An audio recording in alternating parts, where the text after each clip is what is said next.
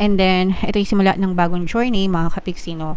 New era, new chapter, new beginnings ng buhay nyo. So, parang sinasabi dito guys na maging ready kayo sa panibagong chapter ng buhay nyo. Simula ngayong April kasi ito yung start, simula ito ng second quarter, no? Second quarter na tayo ng 2025. So, magsimula tayo ng maganda, maayos, kaaya-aya na chapter sa buhay natin, mga kapiksi. Okay, so maging ready, maging excited, marami kayong matututunan agad.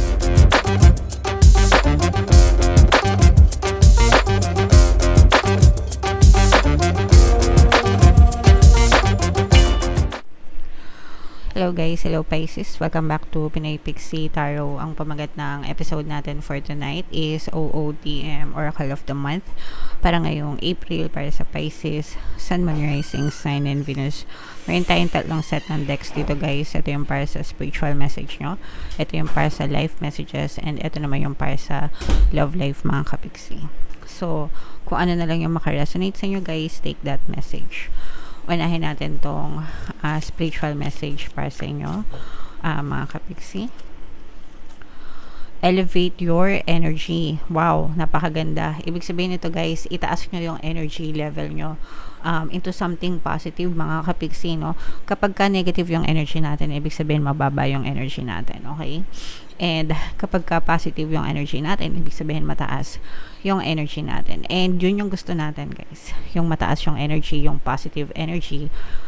Kailangan ganun yung dominant energy natin, kasi kung ano yung dominant sa atin, mga kapiksi, yun din yung na-attract natin pabalik from the universe, okay? So, hindi natin kayo sinasabihan na think positive para lang i-motivate kayo or para lang magpaka-positive kayo. Pero sinasabi natin yon para sa inyo din guys, para positive things yung ma-attract nyo sa buhay nyo, okay? So, tingnan natin ito. Your thoughts are vibrations that attract positive or negative energy. Notice your current emotional state. Clear any negativity through conversation, movement, breath work, prayer, meditation, and so on. Then guide your thoughts back to love and abundant possibilities. When you elevate your energy, you attract abundance, health, and prosperity into your life. So, yan na nga yung sinasabi natin guys, no? Yung iniisip natin, 'di ba? Your thoughts are vibrations that attract positive or negative energy. Kung ano yung iniisip natin, kung ano yung dominant thoughts natin, mga kapiksi, yun din yung energy na na-attract natin. So, kung positive yung palagi mong iniisip, yung isip kasi natin guys, nai-influence niyan yung ating emotional state, no? Ibig sabihin, kung positive iniisip mo, positive din yung nararamdaman mo. Kung negative yung iniisip mo, negative din yung nararamdaman mo. Okay? So, pakinggan nyo guys kung ano yung nararamdaman nyo, kung masaya ba kayo or kung malungkot. Kung malungkot kayo, by all means, mga kapiksi, stop, no? Mag-meditate kayo, mag-pray kayo, makapag-usap kayo, libangan nyo yung sarili nyo, mag-exercise kayo or whatever, para mawala yung negative emotions na yun guys, and you have to convert them into positive energies, no? Focus on love, on gratitude, especially gratitude guys, the best yan para ma-shift yung inyong energy from negative to positive. And have a simple conversation guys with your loved ones, with your closest friends. Pero pag nakipag-usap kayo guys, wag puro reklamo, no?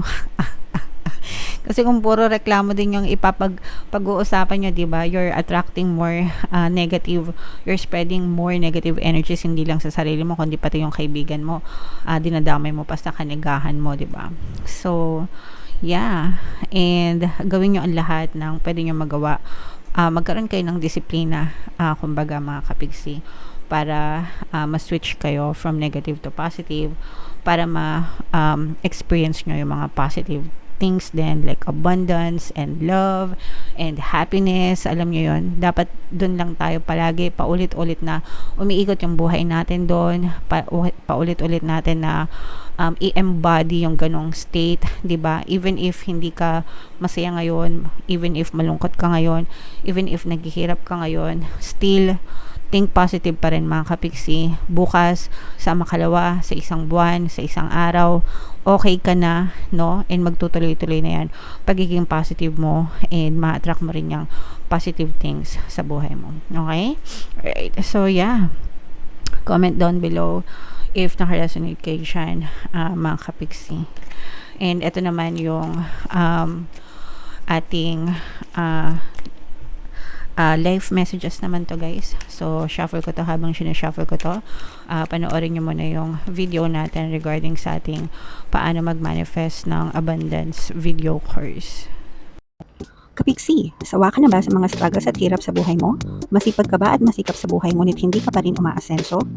Ilang beses ka na bang nag-attempt magnegosyo at mag-invest pero palagi ka pa rin nalulugi? Sa pagkakataon na ito ay maaaring may subconscious beliefs ka na nagiging balakid sa iyong pag-unlad at pagyaman. Introducing, paano mag-manifest ng abundance video course.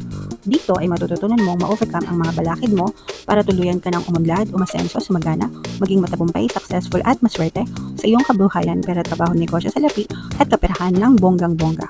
Dali, mag-send na ng email sa pinoypixitaro@gmail.com at simulan na ang iyong pagyaman ngayon. Alright. So, sa lahat ng gusto mag-avail ng course, guys, meron tayong promo, free 3-in-1 pampaswerte sa subliminal, so pampaswerte sa buhay, sa pera at saka sa love life until March 31. Kaya mag-avail na kayo, guys.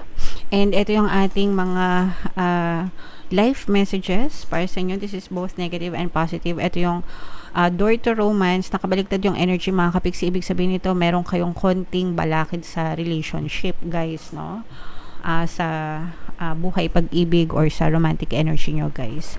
So usually ito yung mga negative emotions, especially pagdating sa relasyon, mga kapiksi, kung kayo ay palaging galit sa mga jowa nyo. Yung mga negative emotions na yan, galit, anger, hatred, resentment, grudges, no? Yan yung mga usual na negative na emotions na nagiging balakad sa relasyon nyo, yung mga reklamo nyo, mga stress nyo, mga worry nyo tungkol sa partner nyo, yung mga duda nyo, your doubts and fears about your partner, about your relationship, yan.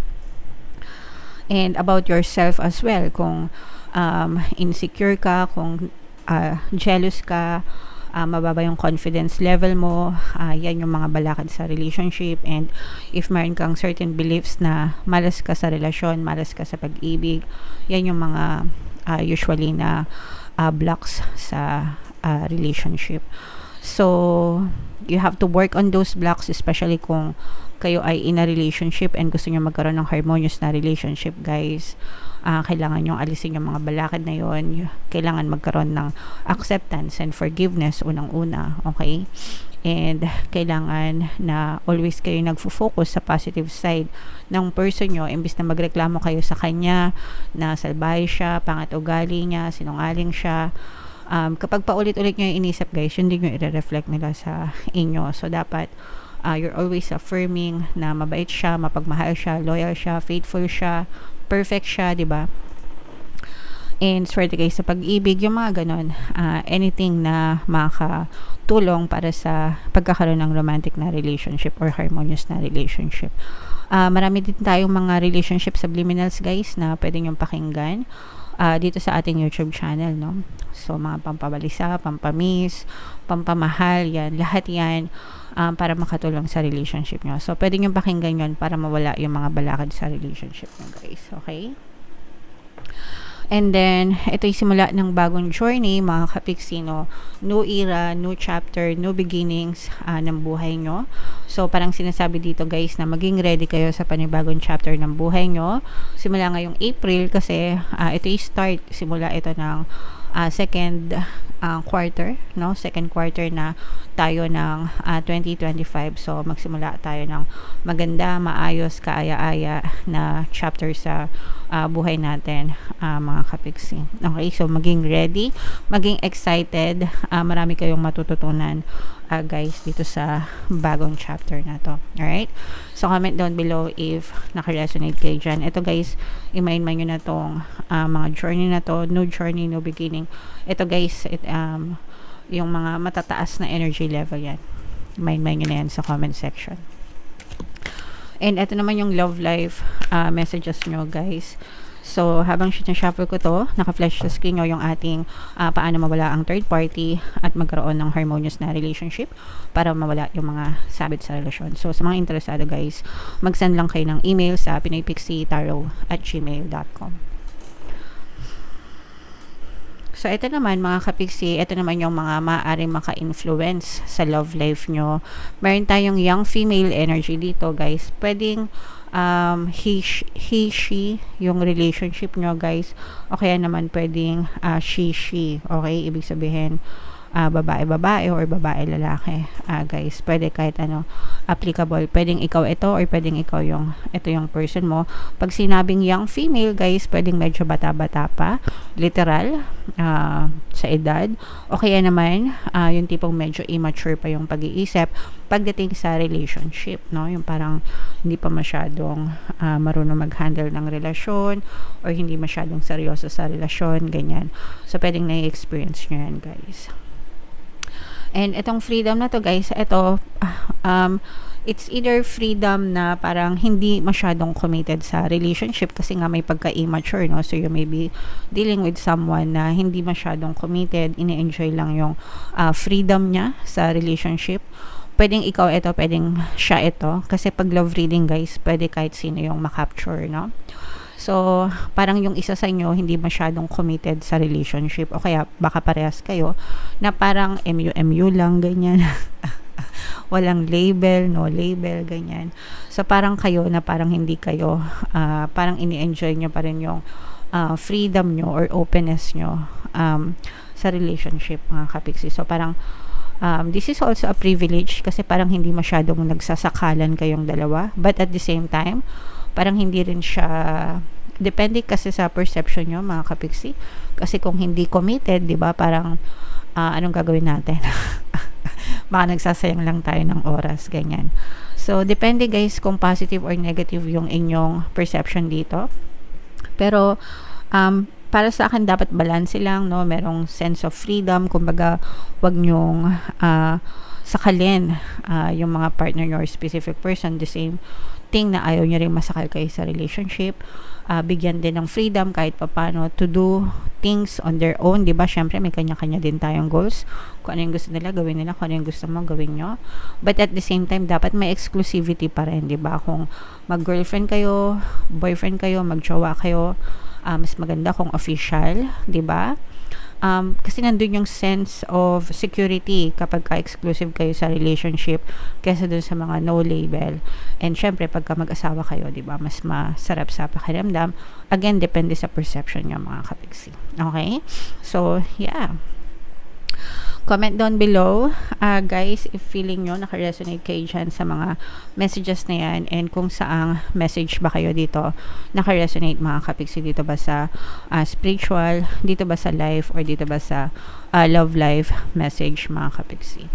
So, for more tarot readings, guys, ito yung playlist nyo. Ito naman yung ating success stories ng paano mag-manifest ng abundance with your horse. Click here to subscribe. Ito yung ating mga pampaswerte subliminals. Thank you for liking, sharing, and subscribing, mga kapiksi. See you again next time. I love you all, mga kapiksi. Have a nice day. Bye-bye.